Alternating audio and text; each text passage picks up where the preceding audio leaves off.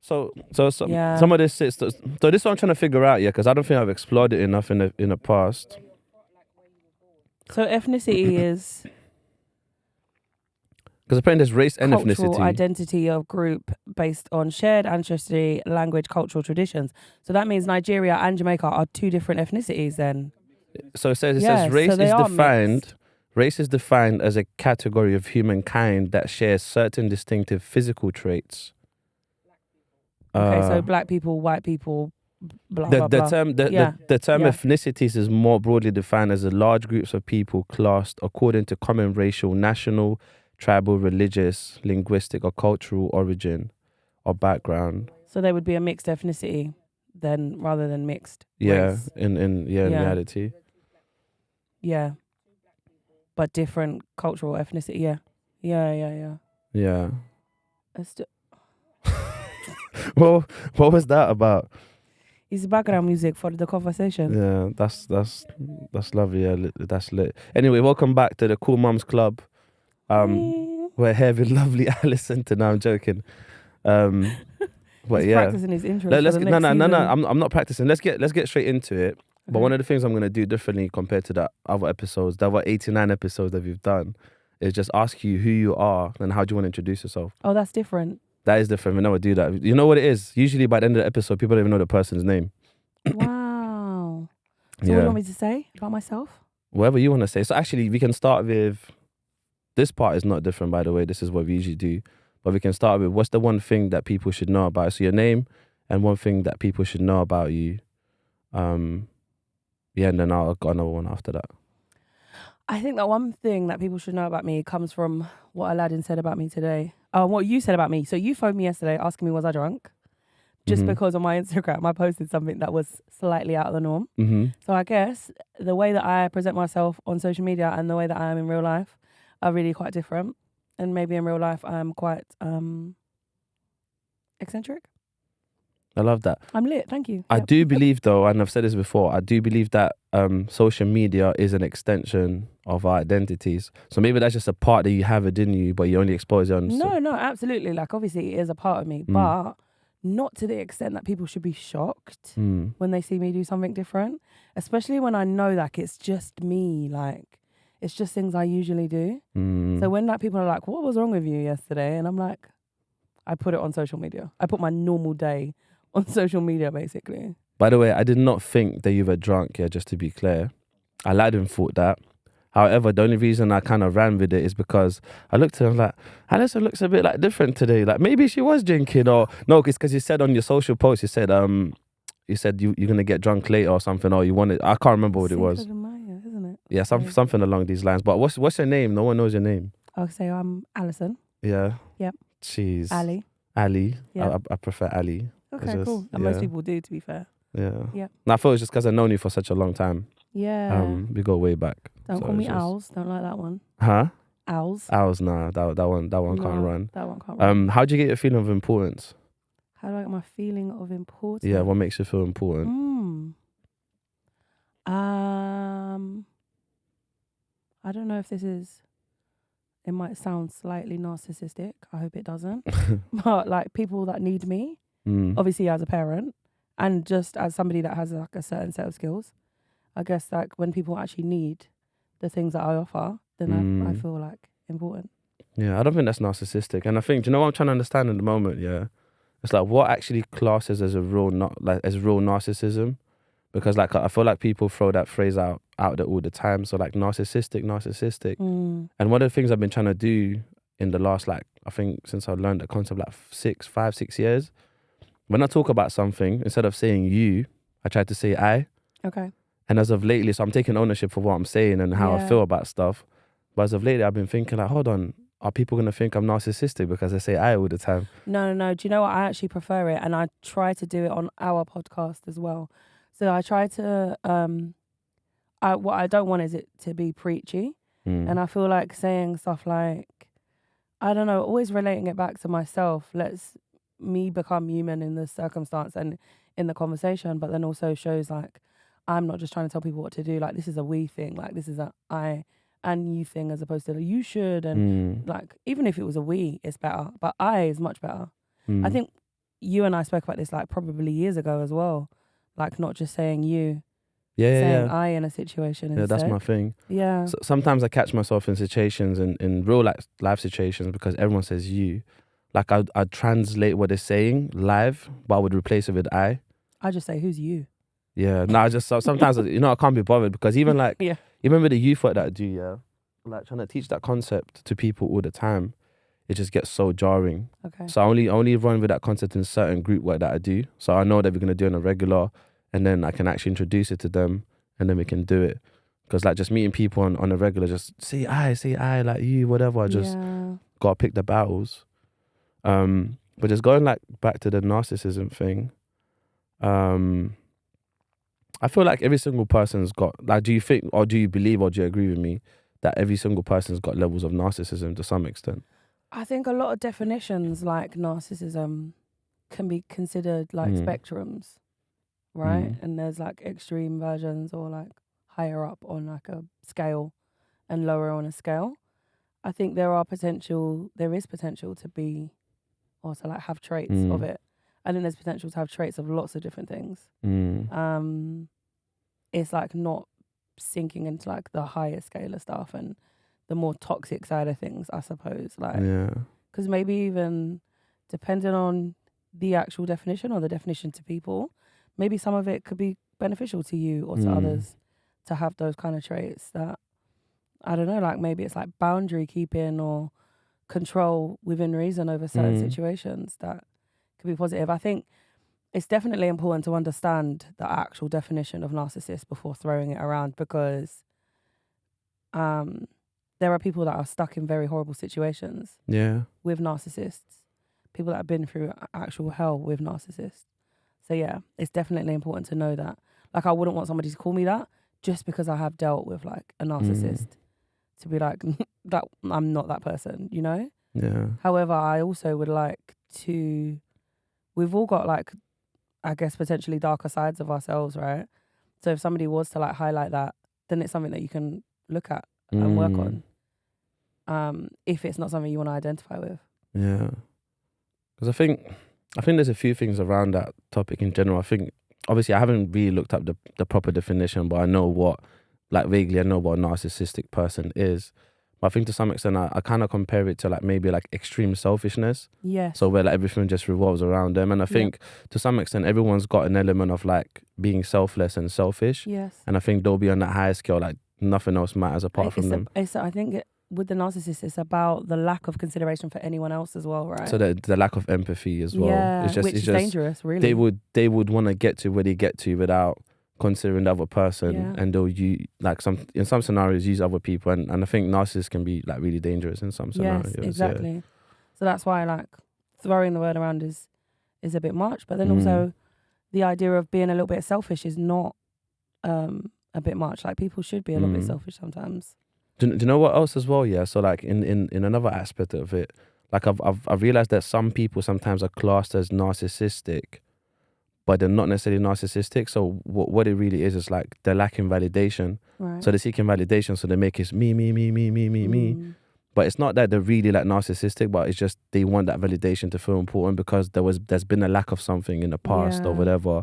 But then some people realize that along the journey and they go, actually, like I don't need that validation no more, and they stop making about themselves. Yeah, so it's almost like when people are in like a phase of like heartbreak or pain or something, they might do something as like a defense or like a longing to fill a gap that's been made by experience or something. And then they'll end up behaving like that in order to make things better, but that's not really the right way to go about it, essentially, until they learn that it's not the right way, right? Yeah. Like I feel like I've even had that in my life before. Like I feel like there's a lot of people that will know me as somebody that wasn't that nice. And when I broke it down and when I thought about it later on in life, I was actually just like quite heartbroken at that stage in my life. And I was definitely projecting it outwards. So people that know me from that phase, A, they don't know me now. I'm definitely not the same person. And B, I was definitely just projecting a lot of the pain that I was actually going through. And I guess maybe, so you might call someone a narcissist, but unless that behavior has been like consistent throughout their whole lives, that's not actually the right title for them either. Yeah. Yeah, because I, as a parent as well, I think about how many lives I've lived, like how many different people I've been at different stages of my kid's life based on like what I was going through, what I was feeling, who I was, what I knew. And like, yeah, so you should, I guess, allow the space to change. Yeah. Firstly, and maybe not give that title to someone unless they actually are deserving of it. You're a narcissist. Like literally, everyone's a narcissist nowadays. Everyone's what's the? So I'm always fascinated in exploring like the current buzzwords or like the terms, and that happens within pretty much everything. Like even the youth work industry, they'll be like co-creation. This year's all about co-creation. Next year's all about agency, and every single year there's something new. And what I realized, the pattern with, I'm just kind of going off track a little, but the pattern with funding bids, just like putting in the keywords or whatever they're looking for at that time. There's the other one, so gaslighting. What else is there? Toxic masculinity. Oh, it's just it's long. I feel like even healing and therapy, which is not something that anybody should like diminish, but definitely those words are getting thrown about in a really crazy way now. I like the therapy one though. So not because, so I don't know how I feel about therapy overall at the moment. Like obviously I support it just in general, but the point I was gonna make is that I like the fact that people are having conversations around therapy now. Yeah. I like the fact that there's certain, even if it's a trend. Yeah. I don't care if it's a trend, because a lot of people say, "Oh, men's mental health is a trend. That is a trend." Even if it's a trend, I'm like, let's have those conversations, because even if it's fake, people don't care about it. It's opening up for the conversations. Yeah, I think that even like, so my understanding of a trend is like just a certain amount of time, like just a period of time where this is popular and talking about it. But even if in that amount of time it starts to break down barriers, that's something that could technically last, right? Like even if we no longer talk about it, if we talk about therapy now and everyone's happy to talk about it now, what's going to stop people from doing it later on when it's not so much of a trend to consistently use it? So yeah, I think that makes it important. Like we talk about men's mental health, that's never going to go away now that it's been opened up. Yeah. Even if it's no longer so much of a trend to keep talking about it, it's never going to go away. We have now opened the doors to start considering men's mental health, to start considering the idea of therapy and the idea of healing. I guess it's just in the way it's used. Like I have a problem with the word empowerment. Why? My problem with the word empowerment. So I'm gonna love hearing this. Is that so? I've obviously done youth work and worked on a lot of different programs, and I feel like there was a point where I was witnessing a lot of people just talking about themselves and calling it empowerment. So I could be like, I do all of these things. I look after myself. I take all these holidays every year. I do many things. I've got a nice car. I could talk about all these things, yeah. And people could be like, wow, so inspiring, yeah. But what do you take away from whatever I'm saying? So I call it empowerment, but what has it done? Other than made you think that it's a possibility, have I helped anybody with any form of tools, advice, structure about how to get to where I am? Like, I haven't. And that's what I hate about empowerment. Listen, do you know what it is? And like you hit a nail on the head.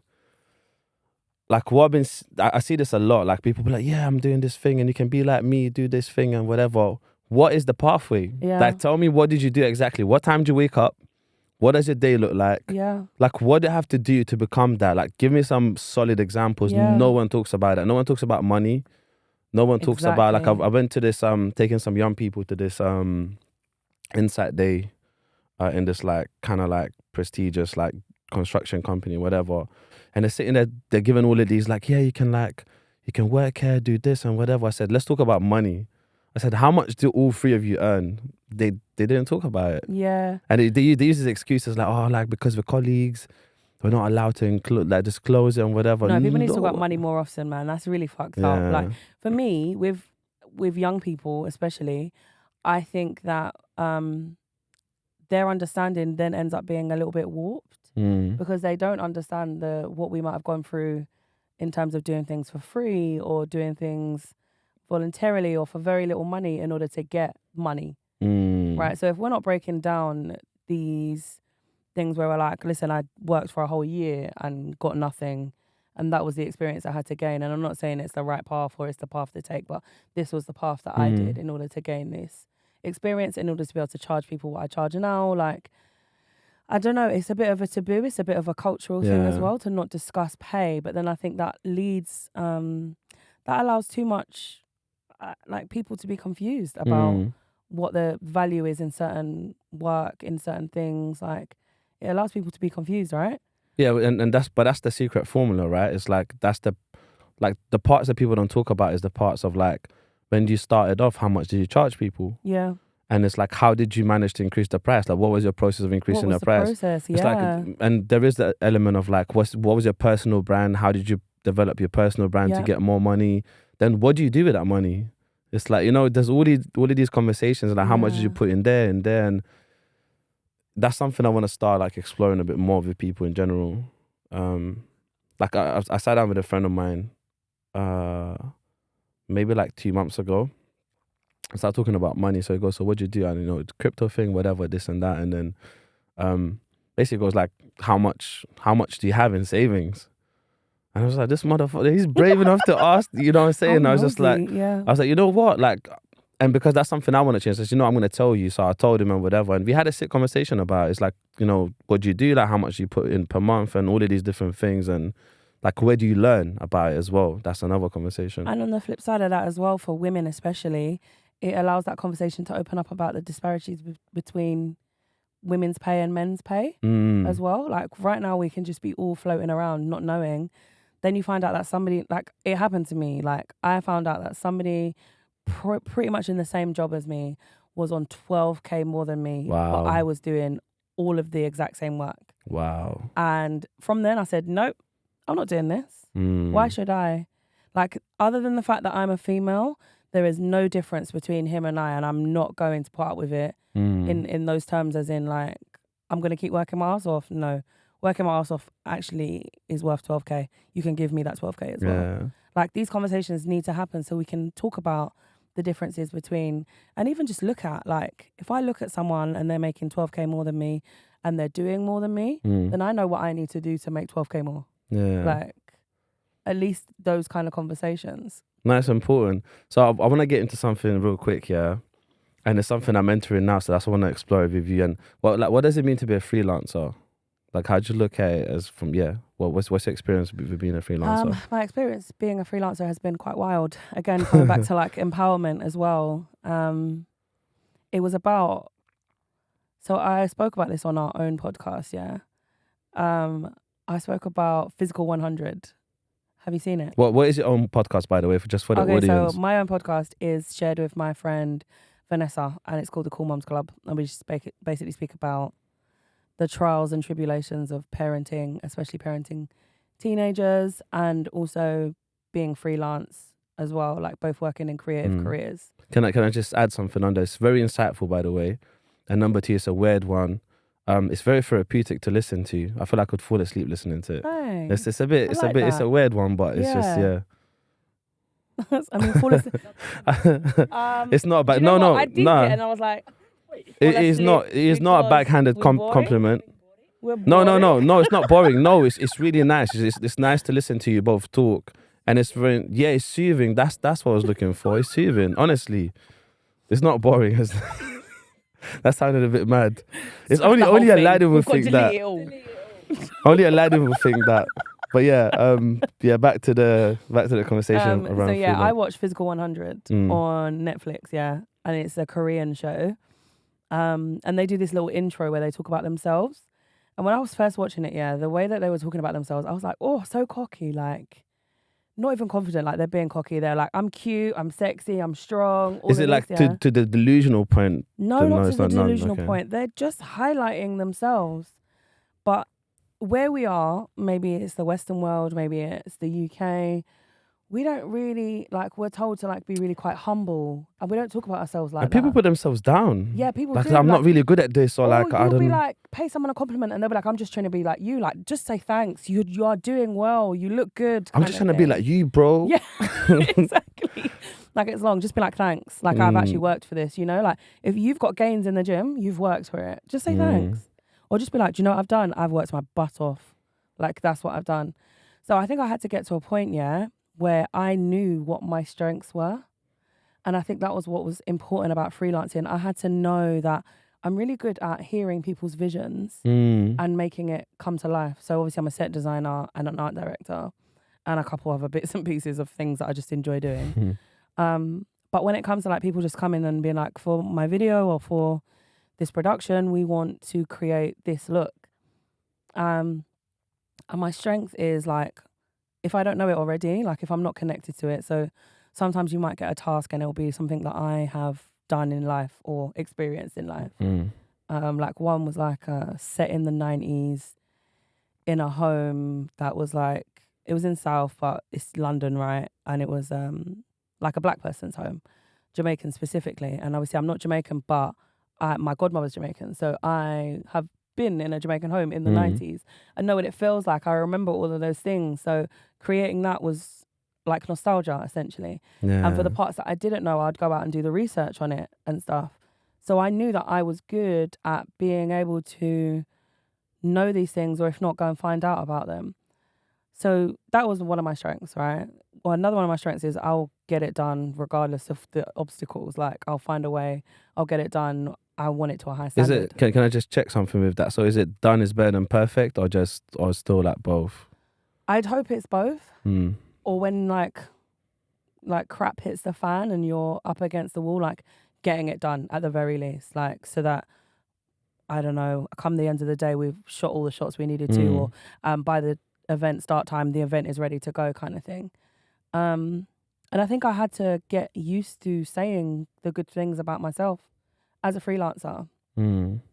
Because A, that helped me almost sell myself to other people. And B, that helps me price myself as well, right? As soon as I start to know that, like, oh, every time someone's giving me a task, I've delivered. That's pretty cool. Like, I'm actually really good at it. Like, let's not undercharge. Like, let's actually say what it is. But how do you, like, so I got a question on that as well, and this is an interesting one. How would you explore what the budgets are out there? So obviously people have budgets out there, and sometimes there's that thing of like, you might say this much, and they'll say cool, then this much, and they say cool. But how do people find out what the industry standard is for certain budgets? And I talk to people. Yeah. I literally will ask people what their rates are. I'll look up rates and stuff, like what expected rates are. There's a lot of information out there about what your rates could be or should be. And then I look at what it would take for me to even just be here, considering this is my only job, especially, and the amount of time that it will take me. So sometimes, and I said this before, that I don't know if this is like the best way to work. However, it's the way that I work because I like it. And I guess people will make you feel like it's not. So on a day that I'm not doing anything, if somebody wants to do something, I will do it, even if there's no budget, as long as I'm not out of pocket. So if you pay for me to get there or something like that, yeah, I'll be like, cool, because I would have just been at home, at the gym, just doing something really random because I wasn't working today anyway. But you still get experience from it. I get you also you build a portfolio. You say I worked with this person, that person, I've done this. I gain quite a lot from it, even if it's not monetary. I feel like people miss that a lot of the times, and that's one of my outlooks now anyway, starting off as a freelancer and doing more of the things that I'm doing with visual podcasting and stuff. Like, I'm more interested in like, let me build a portfolio. I'm not really like, obviously the money's nice, the bonus is, I see money as a bonus. It's really nice to have. But I know if I work with particular clients and I say I work with this person, that person, these people, then I can ask for that money in the future anyways, and I have this experience. But experience gains you confidence. Like, I can go on a shoot and it can almost be easy based on my experience, right? Like, I know how this is meant to run. I know what to do in certain, like, I've got a contingency plan based on my experiences. Things that have gone wrong before, they've just become lessons for the next thing, for the future. But knowing you're also like, just, you know, correct me if I'm wrong, but you're still also open-minded in terms of where you can still learn. Yes, even definitely. though you're confident, you have the experience, but you're still like, you know what, I can still learn more and develop further. Because I've met people in the past where like they hit this brick wall and they kind of move like, I'm the expert now, and just like there's nothing else I can learn. No, you have to be this way.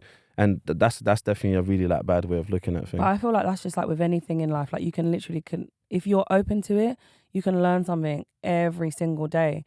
And it doesn't have to be in a I don't know anything kind of way, which we don't actually. If you break it down, we don't know anything. No one knows fuck all. Yeah, exactly. So if you have that realization in life and don't take it personally and don't let your ego tell you that you're less of a person just for not knowing all of it. You can learn something new every single day, and it's really nice. Like, I learn all the time, especially as a parent. I'm like consistently learning, and if I just accept it as something that helps me grow, then it's like, it's nice, it's beneficial. It doesn't make me feel less of a person, less of a woman, less of a mother, or a professional because I've learned something new. I welcome it. If I go on a shoot and I learn something new in that shoot, I like it because I can bring it to the next one, right? And I guess it's just about being open.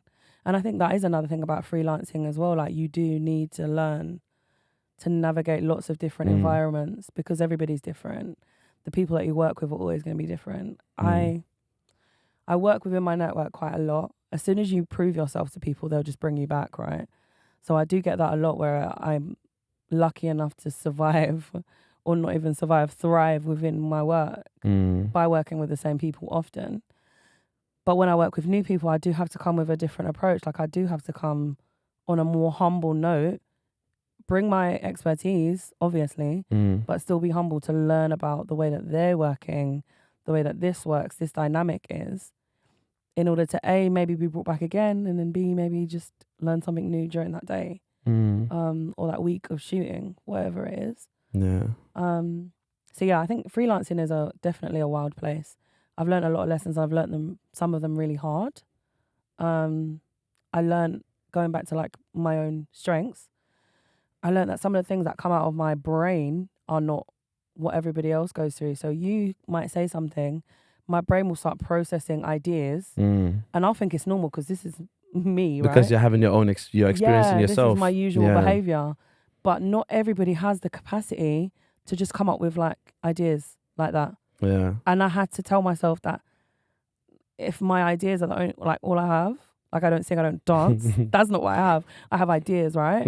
I need to like make money from my ideas. Like, my ideas can't just be given out freely to everybody. I need to like make sure that if I'm talking, if I'm consulting, if I'm giving ideas, like, I put a price on it, not for greed, but because this is my moneymaker. Like, this is essentially my work. You have an extraordinary perspective, and I think sometimes that's what, you know, obviously the whole like thing of being unique, and everyone's unique and all of that stuff, but sometimes some people got extraordinary perspective around particular things. Yeah. So, you know, within creativity, that might be you, and then for someone else is something else, and people have this different way of engaging with things. Just going back to like the learning thing, I always tell Aladdin, just because you don't know what 2 + 2 is, it doesn't mean like, you know what I'm saying, it's all good. It's how life works. You know? I can see you getting instantly offended. Calm down over there. That's just because he walked over, so that's what it was. I just felt like picking on him. The other thing I was gonna ask you, let me just pull it up. What do you think is the first step to greatness?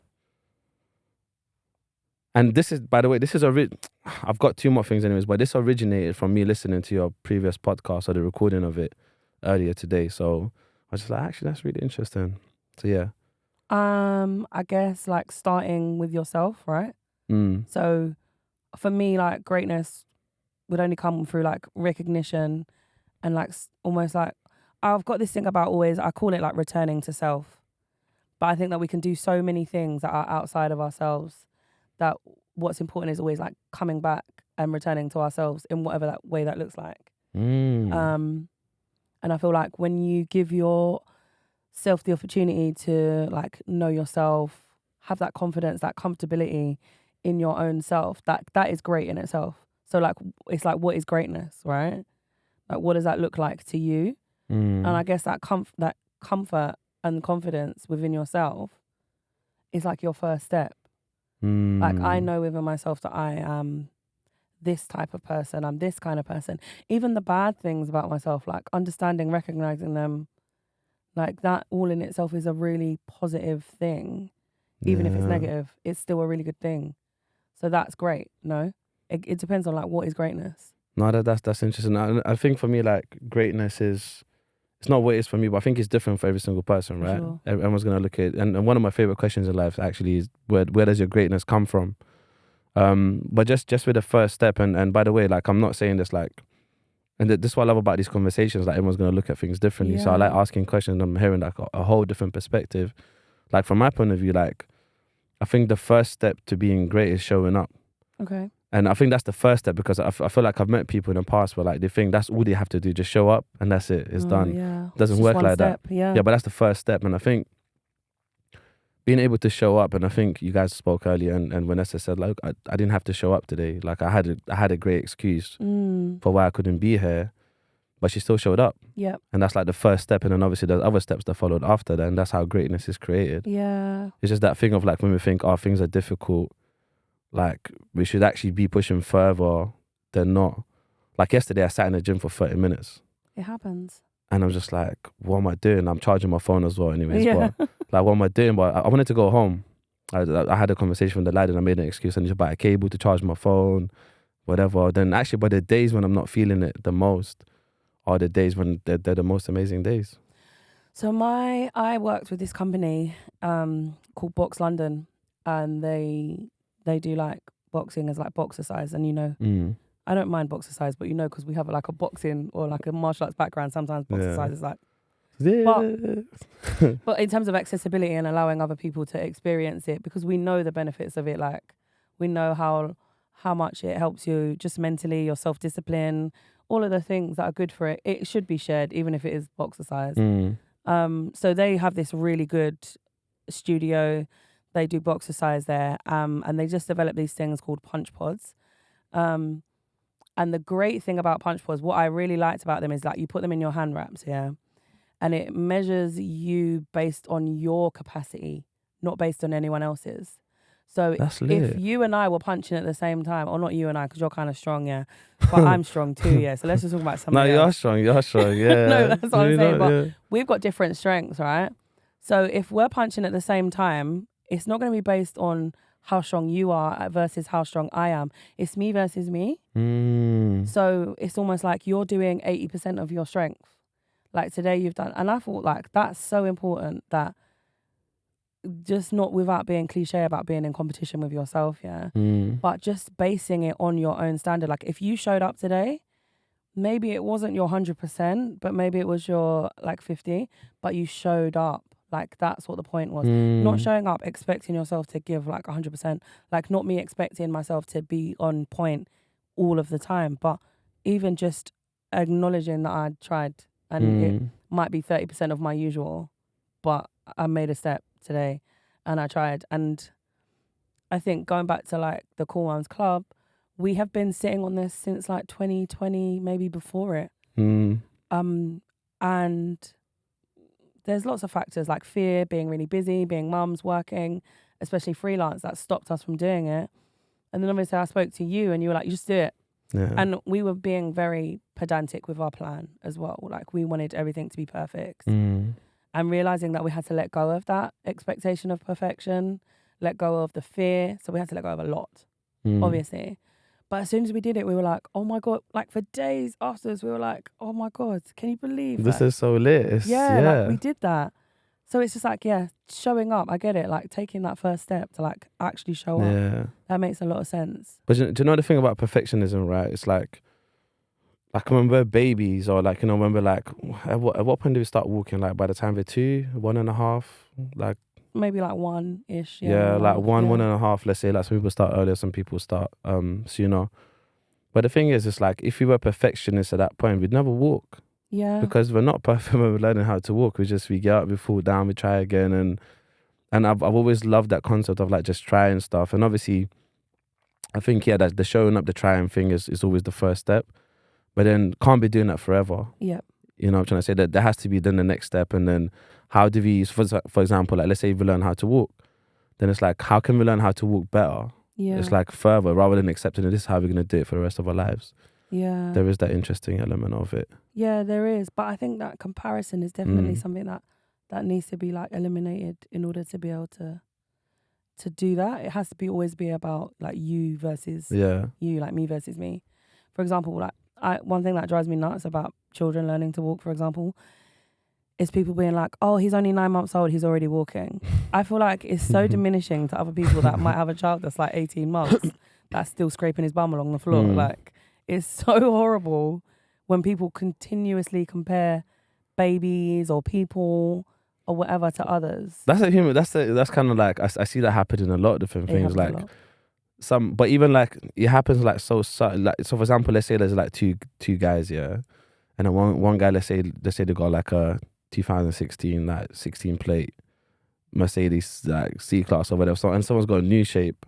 Be like, yeah, I got this like digital dash, and he goes like, yeah, but my thing's got whatever. Yeah. But you know what I'm saying? But it's just why? Like, what's the, you know what I'm saying? Yeah, what are you it's so competing true. for? Like, what are you competing for? And then that happens with a lot of different things. They'll be like, oh, my child's got, you know, like, I don't know, A. Someone goes, oh, yeah, my child's got A plus, and then it happens all the time. I don't get the competition thing.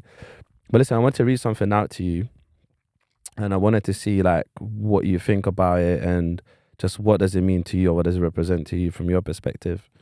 So it says, by the way, this is just a bit of a context. This is from a book called, it's not necessarily directly from a book because I write my own reflections, but this is from a book called The 5 a.m. Club. But is so it says, limitation is nothing more but a mentality. And this is the part that I wanted to hear from you about. Excuses are seducers, fears are liars, and doubts are thieves.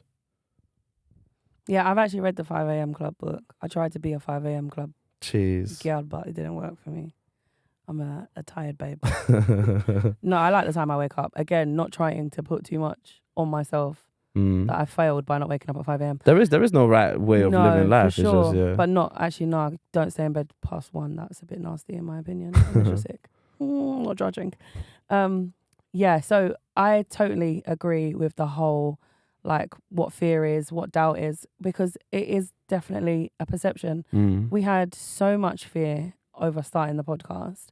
Then once we started it, you were like, you guys are naturals. We were like, this was almost easy. Like, it's just our normal conversations, but with a mic and a camera. And I feel like, obviously, I keep singing, like, I'm a lucky girl song. But she was like, keep singing it like, you know, you're just speaking it out loud, like, kind of thing. And it's just like the same thing I was talking about, letting go of, like, saying I'm broke, like, not saying those words to yourself because of how impactful the words that you say are to yourself. Like, again, I think when it's a trend, you think less of it. But, like, affirmations, for example, are not a trend. There's something so special and important that when it's instilled even from young, the confidence that you see in children that speak about themselves better, or have people that speak about them in a more positive light as opposed to a negative light. Yeah, the impact is, like, unquestionable. Yeah, you know, for affirmations, yeah, since you mentioned it, do you think for some people, let's say if someone was to start off affirmations now, like they will start doing them daily and all of that stuff. And by the way, when you talk about affirmations, are you talking about affirmations that people give to each other, or are you talking about just doing self-affirmations? I think both, really. I think there needs to be this better culture of, like, paying compliments for the sake of making someone feel better, or because it's just what you think or see. Like, why not? So for the sake of this one, I'll stick to self-affirmations. Okay. Do you think there's an element of, like, fake it till you make it within affirmations? So for instance, let's say someone started off doing them today, yeah, and maybe they're saying those affirmations, but they don't feel like they are any of those affirmations at that time. And maybe it's day 2, same feeling, day 3, same feeling, and eventually by the time they say, like, it hits, like, I don't know, 2 weeks doing it, they start really, like, sitting in with those affirmations, and they actually, like, connected with it, and they start feeling like they are those affirmations. I think that comes back to, like, the blocks of fear and doubt, and obviously the uncomfortability of not being used to doing those kind of things, right? Because if you can sit with something for a couple of weeks and you kind of changed your outlook at this point, because you've said it to yourself so many times, you start look at things a little bit differently, right?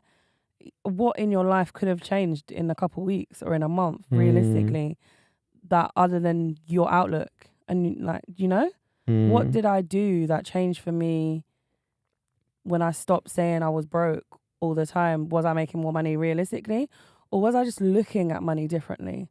Like, was I looking at my capacity differently as a person with the affirmations? Like, I think that's what the point is. Like, it's changing the negative outlooks. It's like transmuting that energy into something better than negativity. So yeah, it's not about becoming something. Obviously, you can, like, if you believe in, like, the manifestations, but a lot of that work is you learning something new, starting with yourself.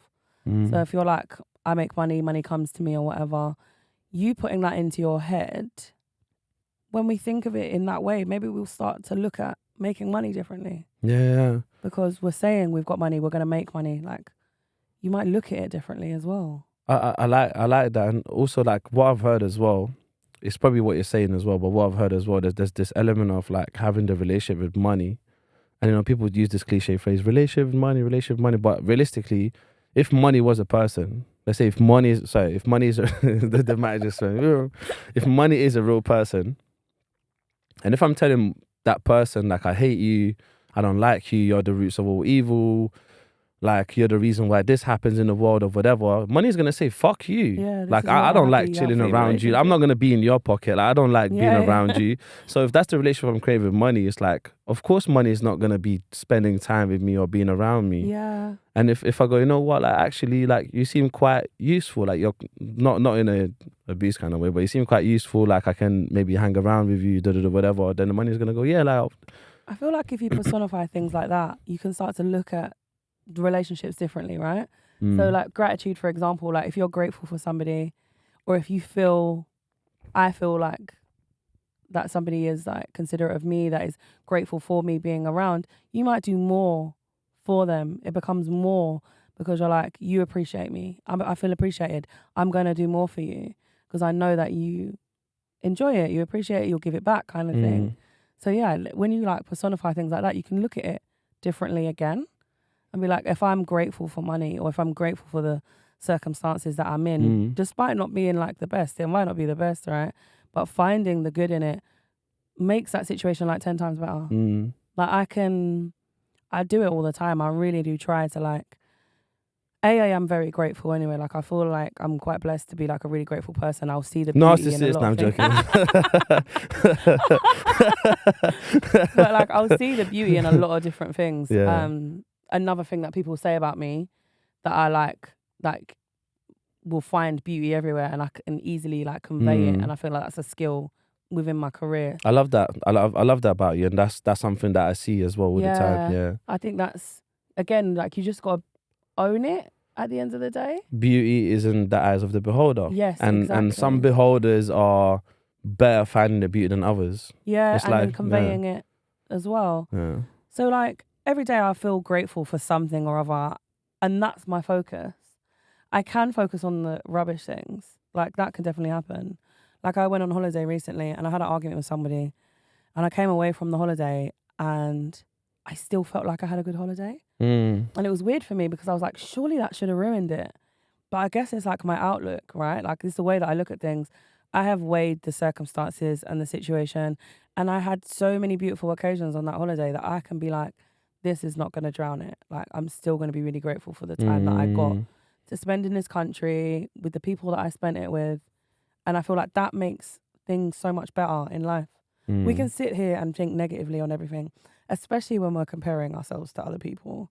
But if we find gratitude, it flips everything. We don't block our blessings, essentially. Like we don't block what can come to us because we're grateful. Like if we personify a blessing, for example, I'm going to go, if I'm a blessing, I'm going to where the good vibes are, right? Like I'm not going to go where there's shit.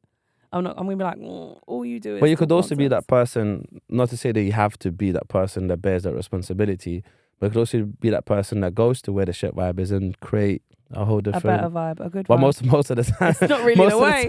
I wouldn't want to be there either. I'm just like, fuck this, I'm out. If I go somewhere, like, you know, like people say that if there's certain people that want to look after people that are broken, but it's based on their own trauma. Like you actually don't really go somewhere because you want to save people like that. Like a lot of us that are youth workers have probably been through stuff.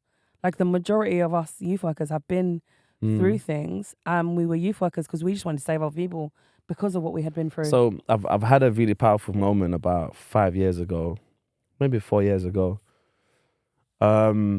And I've had there was the situation that happened. I'm not going to get into the details, they're not important. But then I was having a conversation with someone that was coaching me at that time. And I was saying I don't understand my life. I'm always I always end up in chaotic situations. Like I'm in this, this thing happened, that thing happened, that thing happened. And then basically essentially the conversation was maybe you don't end up in those situations. Maybe you're looking for those situations. I was like, oh shit. Yeah. I kind of have been looking for them. Because it's like where you're comfortable, right? Like it's what you know. It's like a familiarity in that. Like I keep saying that we need to change the outlook of people in their worthiness of like the places that they belong in. So do you want to hear something funny? Oh, Like, and it's this, about the fucking huh? no, it's not about the hub. It's okay. Don't worry. No, it's like, okay, no, it's not funny. It's actually powerful. So I don't know why I said funny. I keep saying this phrase. Do you want to hear something funny? And it's like, it'll be a sad story. Do you want to hear something funny? It's actually quite sad, but do you want to hear something sad? Is that, should people say? No, it's something? No, it's not even sad, but so I've been on this program, so I go every single Friday. But what I realized, I've had a piece of reflection. I realized that actually, like my whole life, I've been thriving within like diverse circumstances. So like I come from diversity, so not diverse, sorry, adverse. Sorry, that's what I meant to say. Okay. This is duh. So I came from like adverse situations in life. So like I've had a lot of like situations where I had to be resilient and so on. And what I realized is that I've learned how to operate from that and like work best in those ones. work best and operate from that. And now that I've kind of like sorted my shit out, like in the last 2 years, everything's kind of like calmed down. I don't really end up in those type of situations. Maybe once in a while, I don't know how to operate from there because I'm not used to it. But then I guess it's just learning that new, navigating that new. So I said a little while ago, like a couple of years ago, I said I wanted to learn lessons. That's cool. I'm happy to learn them, but not through trauma. And saying that to myself, what I found was that the lessons were coming and they weren't difficult. And I was like, was that a lesson? Because it wasn't hard. Like there was no struggle, there was no pain. It was just like, oh, by the way, like this is how it should go kind of thing. And it was weird for me, right? It's just like, do you work well under pressure? Like, it doesn't always have to be that way. And I started to learn that I didn't want it to be that way, right? Like I could go and work in certain places and found that I could achieve the same standard of really good quality work by being really easy and really nice and not being stressed out. Because I'm like, why would I be in a job where I feel stressed? Like I left full-time work to be a freelancer, to be in the trenches. I soon come though. Hey? I'll join you soon or not. Yeah. Welcome. It's not that easy. Thanks, that sounds nice. It's not all bells and whistles and roses and stuff. Nah, trust me, I know. Yeah, I mean, just having that reality just makes more sense anyway because, I feel like once you're out, you actually can't really get back into working with or for other people, especially depending on the type of person that you are. Like there are people that definitely thrive working underneath others and that's perfectly fine. But yeah, I'm not that person. Like, and especially because I like to choose my team. I like to work with people that I know are going to be on the same level as me. And I felt like sometimes, like, especially where we used to work, like if people are working, like, for example, as a clock, like the clock needs all parts of it to work accordingly and efficiently in order to function. And if I'm like burning the candle by turning excessively when somebody is just sitting there, I'm going to scream. Sometimes some people are trying to turn the clock and there's one that something's missing. The clock's not even turning. They didn't even turn up for work today. Sometimes half of the pieces are missing to be. If you know, you know. If you know. If you know, you know. I know there's some people that listen to this that will understand actually. Yeah, so for sure. We'll just leave it as that. For people that don't get it, I'm sorry about that. But there's something. So yeah. But like, just that in itself, I felt like I can't work in situations like that because I end up feeling resentful or annoyed, and I don't want that for me. Like we spend a lot of our time in careers and in work, right? It needs to be good vibes. It needs to be enjoyable at the end of the day. Yeah. So I'm just like, I don't want to put myself in situations. But like do you know what's beautiful? But in the 9 to 5 context, by the way, I don't behave the same outside of that, yeah. Okay. But let's say in the 9 to 5 context, I'm that piece of mechanism in that clock that goes, if this person turns, I'll turn too. Yeah. If they're not turning, I'm like, yo, like, I can't work without that. Yeah. No, I'm that person that will be turning excessively and then turn around and see someone else not turning and get really mad. Be like, fuck this shit. But that's I stopped doing that. So I used to be that. Then I went to the other one. It's like, yo, if these lot not turning, I'm not turning either. So no, I can't. And learning that about myself as well worked as a freelancer. Like learning about who you are, like your work ethics and your morale and all that kind of thing. Like what makes you work well. Like I always, like whenever I have to like run a program. So like obviously like I do consulting for like a charity, and I've worked with other charities as well. And whenever I run programs that are about people or about well-being or they've got somebody somewhere for a whole day. I'm always like, feed people. Like, it works. Like, this is what people need. Like, always make sure like you're going to feed them. If we're on a whole day shoot, feed me. Like, not rubbish food. Don't give me pizza. Like, feed me good food. Like, there's so many things that help people want to be here, want to work. And as soon as you take care of people, that's when they're willing to. So what I learned about myself was that I cannot work somewhere and not want to get it done. I'm going to want to do it. I cannot step back. Yeah. I worked on a shoot the other day. I was not the art director. I was not the set designer. I was just there. But I knew that I should have picked up stuff before I went, because I knew I was going to get involved. That I would be like, let's just fix it. Like, let's just do something. Yeah. So that's why I'm like, the price that I am is the price that I am. If somebody says yes to what I charge, cool, because guess what? I'm going to show up. I'm going to do everything I always do, and I've been paid for it. Whereas if it's like a shitty budget, shitty budget within reason, because obviously I work with people in their budgets, because budgets happen, right? But if people are being cheap, for example, I'm going to get resentful, because I'm still going to work anyway.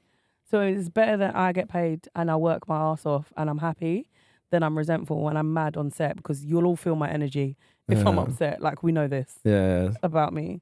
Definitely. You know what? There's this funny meme where there's two people sitting, and it's obviously like a job interview sort of thing, and the employee says, so the employer says, your starting salary won't be as good, and says okay, like question mark, and the employee says, employer, you know what? This is long. The employee. No, It's the employee. No, I know what it is, but I'm like, why am I using this to explain it? Yeah, so the person that's hiring the person says, there we go, that's way better. Says your starting salary won't be as good, and they go like, is that okay? And then the person that's being hired goes, my starting performance won't be as good. Is that okay? Yeah. But it's literally, that's what it's meant to be. It's like, if you're not valuing the person, it's like, how do you expect someone to perform like the best way possible? This is why I always used to push the well-being. So where we worked before, I felt like I've always been vocal about it. It's not like I'm going to say anything here that I haven't said before, but I always felt like the way that people felt and the well-being of people wasn't looked after. So obviously I tried to push it in the work that I did there, and it's because I went to places like I went to an organisation. We just used their space for an event, but obviously when you're there in their space, you can see lots of the different things they do. So they had like a chef that stayed in. He would make them breakfast and lunch every day. Sick. They had a cupboard full of alcohol, full of rum, yeah. It turns out they do like rum Fridays. Like literally they'll all socialise on a Friday evening and they'll get drunk together. When we spoke about like to the CEO or whatever, they said that the retention rate is literally 100%. People only leave to start their own business or to go freelance. Amazing. Because they're looked after. Yeah. The only thing that's missing is like they're not hungover together on a Saturday morning. No, yeah. I mean, we don't always need that. Maybe some people, maybe two people on one occasion. Oh, not the office. Not the office gas. Maybe, on once in a while it might be free, but I can never ever understand how people get themselves into situations like that. I know it's probably just me, because obviously it happens. So here's something really interesting. I was watching this reaction video, but basically there's this woman who complained. She said that the men that she's working with are very respectful, and it's annoying her. And obviously she doesn't necessarily like put herself out there like that. Nobody knows that she's kind of like into something or whatever. But she's annoyed because men can't read signals that she's not even showing, that she wants like a little bit maybe of excitement or maybe They're a not little bit adhering of to office culture. Yeah, and she's annoyed about that. That's really wild. That men are doing what they're supposed to be doing, being respectful and so on and so on. I was just like, wow, we're living in an interesting world. And obviously I know that's just, she doesn't represent all the women. She's just one woman that feels like that, but it's really, really interesting. But it's like when you have like work husbands and work wives and stuff. Like I've had a work husband and people thought we slept together and we absolutely did not. And you know, like, it's just like even that assumption that's what happens, right? That's like the next step. You lot are so close that you must be doing this kind of stuff. Yeah. And it's like, get out. Yeah, get out of here, man. Yeah, you're rude. Get out of here. Yeah, but there's a couple more things I wanted to touch on before we start wrapping up. Actually, we need to start wrapping up now in a sec, but where was it? Actually, I think I lost it. I think I lost it. Fantastic. Yeah, it's gone. It's left my head. But I did. He's looking at his phone, but it's left his head. No, because it wasn't in the phone. Basically, it was from the phone. It went into my head. Okay. And then it just flew out the head. Gone. No, there was one thing. It's not that anyways. But I'm just gonna mention this, and we can start checking out. There's this one thing I was gonna touch on. Have you heard of Autosexuals? No. Yeah. You haven't heard of autosexuals? Because we spoke about narcissism, so I thought let me just bring that up. Okay, so what is that? Autosexuals, they're people that are attracted to cars. No, I'm joking. That's not the case. It's a joke. It's a joke. It's a joke. It's a joke. No, autosexuals are people that are sexually attracted to themselves. Oh, like asexual? No, asexual is not attracted to anyone. Isn't asexual attracted to themselves? No, themselves? asexual is not attracted to anything. Pansexual? I give up. Pansexual are attracted to pans. Politically incorrect entirely. No, I'm joking. Do you know what it is? There's so many different sexualities. I don't know, but the one I'm focusing on right now, autosexual, highly. Vanessa, you can Google it if you want. I know you're on the phone now. I actually thought you was Googling it, but I'm joking. But yeah, so autosexuals are people who are highly attracted to themselves in a sexual way. So meaning, if they looked in a mirror, like they get turned on. I think that happens a lot though. Don't you ever like see couples and they look exactly the same, like siblings or dating? Have you seen Siblings or Dating? You know what? You used to say It's me. I loved you and hated you for that because you used to annoy me. So I was just like, is that wrong? Yeah, I used to get it wrong. Yeah. Then others. Yeah, then others. So yeah, so people that are more attracted to themselves than others. So they're not interested in other people. They're interested in themselves, but to the point where, like, let's say the person looked in a mirror and they get like horny basically about themselves. But horny, not attracted to horny, like to that point. Like they want to have sex with themselves. That is, can I say that's insane? Or would that be politically incorrect? Would that be some kind of phobia? Yeah, it is. Autosexual phobia. Sure. Yeah. Autophobia. It's insane because you can't understand the concept of it, basically. I know, but that's the thing. Do you know what? This is the thing I've come to conclusion with, yeah. Came to terms into whatever, it doesn't matter. England no speak. The point I'm making, yeah, is there's certain things in life that I don't understand. And I'm talking about certain, for example, racism. I look at racism, I don't understand it, yeah. I try to understand, but I don't understand it. But when I don't understand it, I'm like, you know what? That's great. It's actually really good I don't get it because that means I don't know I can't relate to it. I also think it means that you can't take away from what it is. Like you can't say that's not true, that's not possible because you're not experiencing it, right? Yeah. It's not. So I think that helps because I might not understand it. I might need to be educated on it, but I'm not going to take away from whatever somebody's saying based on it. Like you're saying autosexual. I'm like, how are you looking in the mirror getting turned on by yourself? Like to that extent. But I just don't understand it. It doesn't mean it's not possible. It's not true. This is not how people feel or think. It just means that I don't get it. That's the thing. It. And the reason I said it is because I was thinking like, and the conversation went full loop around. It's like, would that person then be classed as narcissist because they're sexually attracted to themselves? And I don't know. Yeah, probably not. But I don't think so. Yeah, probably not because it's something different, right? It's a sexual thing rather than. And it's got nothing to do with like. So I think for me personally, the thing about narcissism is the lack of understanding or empathy for anyone else. And I think being sexually attracted to yourself, it's almost like if I only like, and I feel like because we've been in youth work, we've had mad conversations over this kind of stuff, yeah. But if I'm only attracted to women, for example, or I'm only attracted to Asian men or whatever, it's not taken away from anyone else, right? It's not being inconsiderate of anyone else. It's just my own preference. And I think that's different to narcissism. But the world we're living in now, it's like if you say that, then someone will say, oh, you don't like whatever. It's that thing of like, I like color red.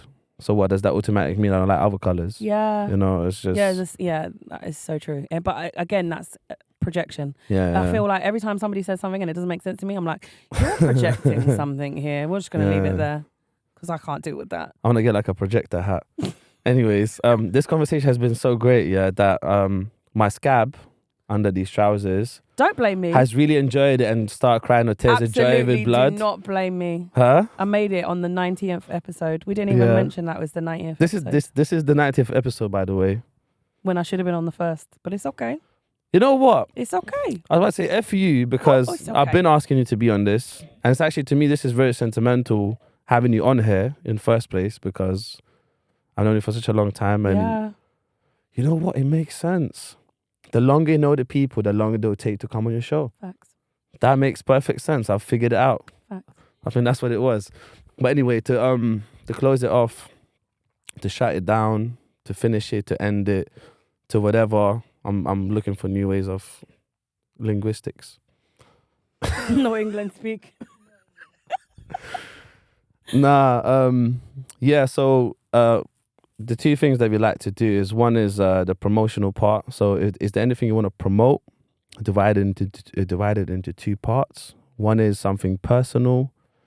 It can be anything. It can be a video, can be a project you're working on, can be a person. So something you want to promote.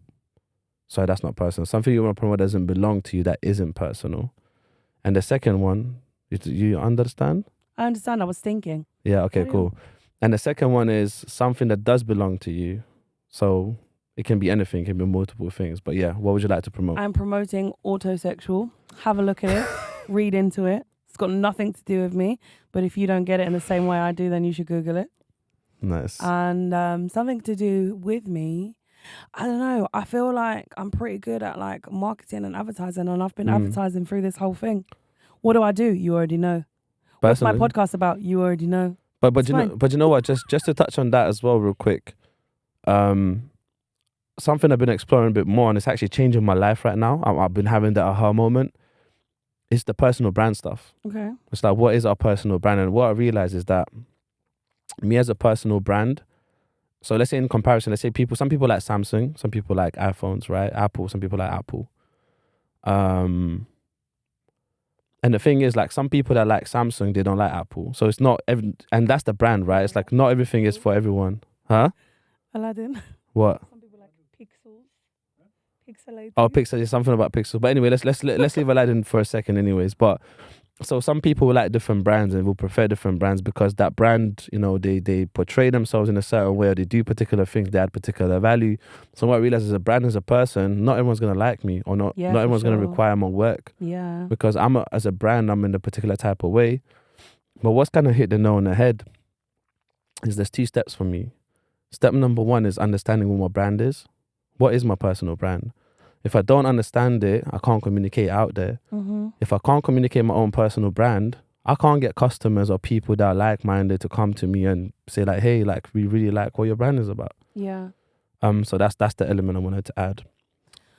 I actually, to touch on that, I've actually realistically just started looking at that myself based on the fact that I used to have a couple different Instagrams with the work that I do. But because I did so much work, I realized that all of it was just me. So it wasn't about separating it. It was about just putting it out there that I am the person that creates all of these things, that sees life this way, and just putting it out there as branded as myself. Because I couldn't brand the different elements of the work that I did. And I was getting tired of trying to manage it and juggle it all. So I was like, yeah, this is what I do. What I do is basically explore things that I like, take pictures of things that I think are beautiful, and create. And I was like, yeah, this is what it is. Yeah. Yeah. But it's beautiful. Like, to me, like, the brand is like, cool. What are your values? Because you have values as well. You know, what are your values? What is your behavior? So, for example, like this one hit me as well. Such a small comparison. If I'm going to Apple to buy a product tomorrow morning and they open up 15 minutes late, I'm going to feel a type of way about it. Yeah. If they said they're opening up at 9 a.m. and they open up 9:15, I'll feel a type of way about it. Maybe one off, whatever. If I have the same experience for the second time, I'm like, that's your brand. Yeah. That's what you do. And I relate, by the way, I come late to certain things now. I never used to. And I realized, you know what? What is my personal brand? Because if I come late to that thing, people are going to think I'm always coming late. Right. So it's like, it's the behavior part of it. So it's like, what are my values? What's my behavior? And also with a brand, it's like, what's the story? Yeah. What experience have I been through? And it's like, a lot of the times, a lot of brands or bigger brands, not personal brands, they'll have a story for why they started something or what's the reason behind it. Yeah. Anyway, moving on, because we'll talk about stuff for ages. I want to shout out the Cool Mums Club. Thanks. On Instagram, is it the Cool Mums Club? That's it. That's it. That's it. Perfect. I should have taken that handle and sold it to you guys. Yeah, because we got the handle that we wanted. Yeah. Yeah. No, it's great. Yeah. It's great. I love that. So yeah, the last question is, when you get a chance to say something to the whole world, what would you tell them? Oh, that's you. I feel like you could have presented that to me before, so I could have at least thought about it. Because I'll say something, and then next week I'll be like, All right, so wait, hold on. When you get a chance to say something to 8 billion people in the whole world, what would you tell them? So technically now I have presented it before.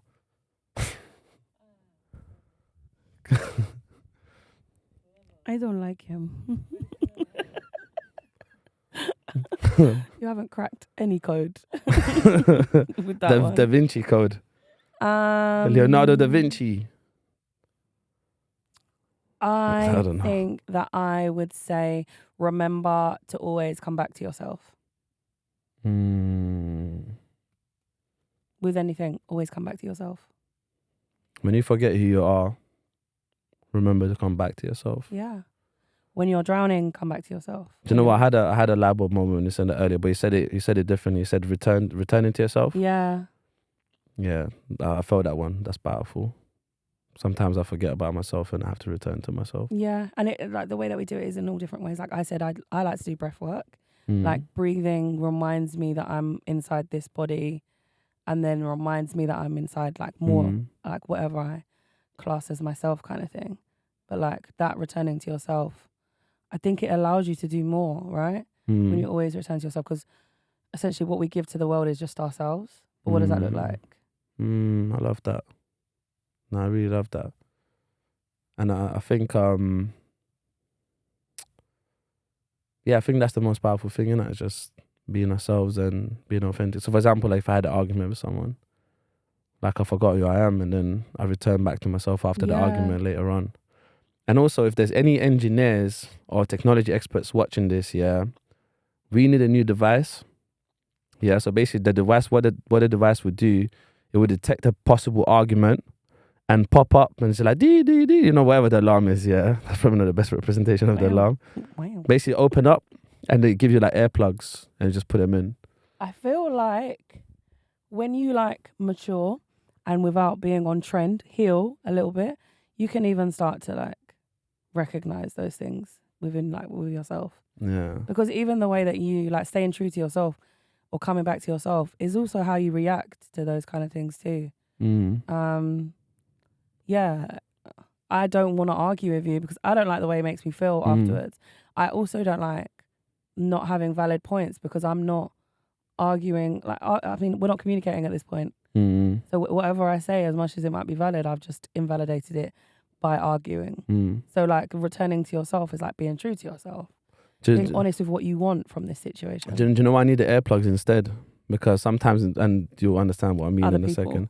No, no, it's not other people. Sometimes I'll try to teach someone a lesson at my own expense. Right. So meaning like I've had moments, or I have moments in life. This is just one comparison. If someone's pulling out, let's say I'm driving straight, someone's pulling out, and I can see them, but I know that they're being an arsehole. They don't have to pull out right now and just being an arsehole. But sometimes I just want to crash into them on purpose. Just to teach, honestly, like I know it's gonna cost me something. It's gonna be at my own expense, yes. and sometimes that's how I do with the argument. So sometimes I know it's gonna be at my own expense, but maybe with this argument I can help someone, even if I lose the person's goodwill in the process. But yeah, that's. I feel that. On that note, we've come to an end. Thank you very much for finally being here. Everything happens in time. Yeah, exactly. And that's how universe works. But yeah, that's it. Cheers, the end.